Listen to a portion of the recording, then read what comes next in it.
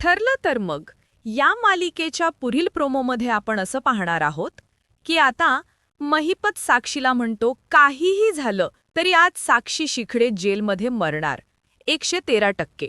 महिपत जेलमध्ये जातो आणि दुसऱ्या एका बाईला महिपत मारून टाकतो, तिचा गळा दाबतो.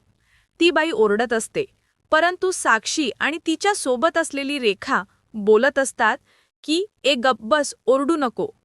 नंतर इकडे सुभेदाराच्या घरात सगळे बसलेले असतात बोलत.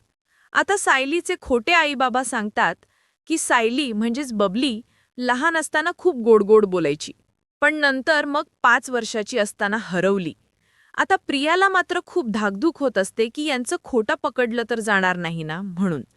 प्रताप म्हणतो, सायलीसुद्धा 5 वर्षाची असताना हरवली का? तर प्रियाचे वडील म्हणजेच सदाशिव लोखंडे म्हणतात की सायली सुद्धा म्हणजे? आता हे सगळं जे चालू असतं हे अर्जुनच्या लक्षात येईल का की काहीतरी गडबड आहे वगैरे. आणि इथेच हा प्रोमो संपलेला आहे. भेटूया पुढील भागात. तोपर्यंत नमस्कार.